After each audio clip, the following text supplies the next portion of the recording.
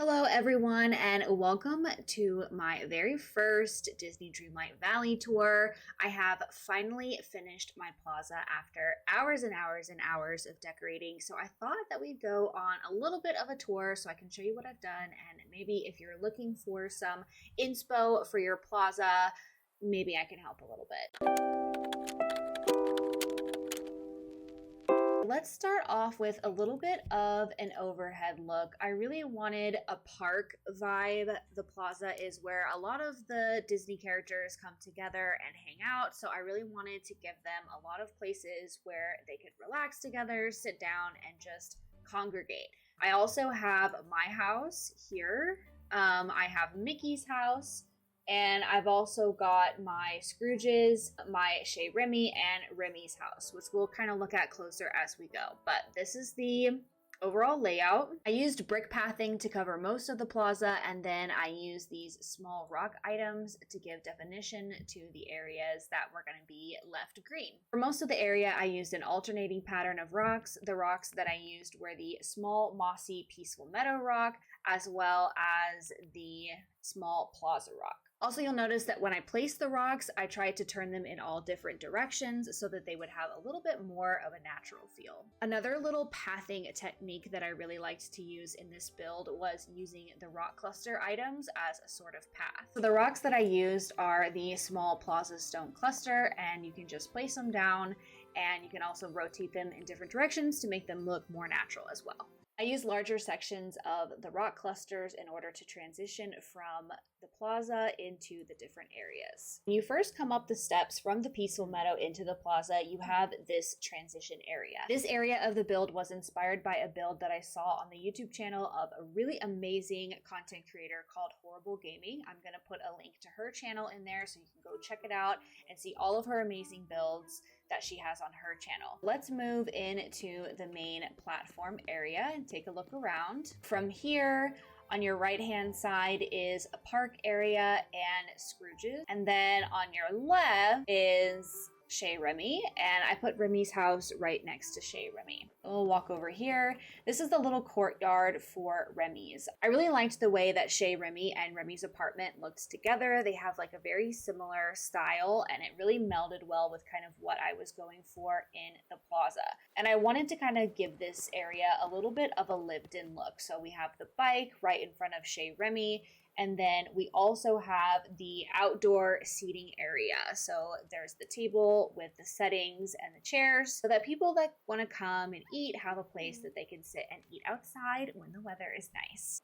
Mother Gothel is really just following me around. Go away.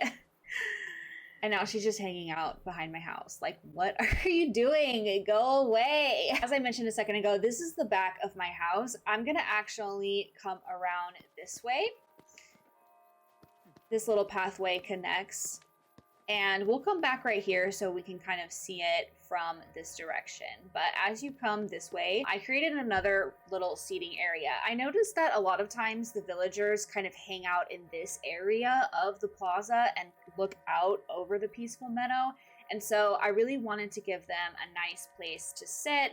And so I created this very simple, natural little area with like some extra land that I had. Okay, as we come this way, over here on the right-hand side is my garden, and over on the left-hand side is my house. So we'll look at the garden. One thing that I realized as I was decorating is that those like Animal Crossing New Horizons cottagecore roots do not go away easily. Disney Dreamlight Valley has a lot of really cute items that I just loved placing all around to give this area a very like lived in and used look. Here's my pumpkins, which need to be harvested. Little orchard area. And more pumpkins and the tools, and then that little sitting area is right on the other side. And then here's my yard. So there's my house. And just a very simple little yard. Let me just clean up a little bit. Don't mind me, I'm just gonna clean up a bit. Simple little yard. I might eventually decorate this up a little bit more, but for now I really liked just kind of like a more simple rustic look. And then from the yard you can come straight out through the trellis, and then you're back in the restaurant area. So coming back this way, we're gonna go over to kind of like the fancier park area. I kind of think of, you know, my area with my garden and even like Mickey's garden, which we'll look at in just a second, as sort of the more rustic parts of the plaza. But for this area right outside of Scrooge's, I wanted it to have a more kind of like elevated sort of look.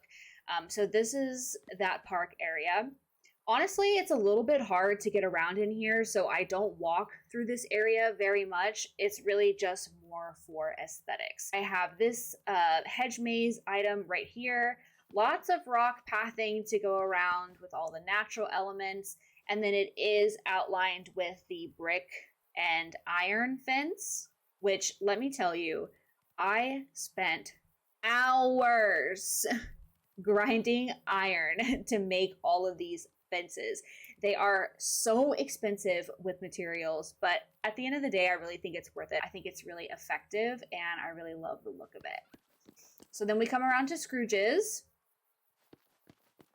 Right here is another little small sitting area that I put the Mickey fountain. This is one of the very first things that I decorated in this game, and so it's really special to me, and I really love this area. Oh, hey, Woody.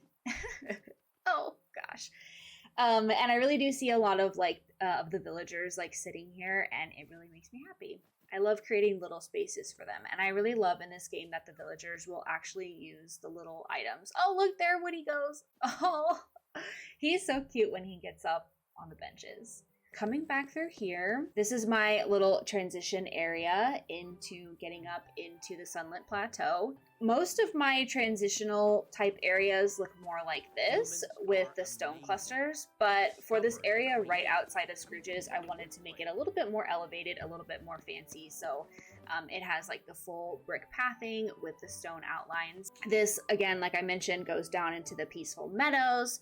And then here is Mickey's house. I really wanted to make sure that Mickey had his own garden, because one of the very first things that they say about Mickey is that he is a gardener. So this is his little garden. Again, I kind of went in on like the whole like quote cluttercore thing. We've got a little bit of corn, we've got some carrots, burlap sacks, which is like honestly one of my favorite items. I think they're so cute, and they really fit it into so many situations, as well as the crates. I love the crates as just like a very small item that you can place if you just need a little of something to fill in some areas. These crates work really, really well. And then lastly, just a little fountain here next to Mickey's. I really just kind of needed to fill this space, and I like this fountain a lot, and I think it looks cute with like the trellis around it. The fountain itself has flowers on it, and it has a flower at the top, so I wanted to give it kind of a more flowery, natural sort of vibe around it. So yeah.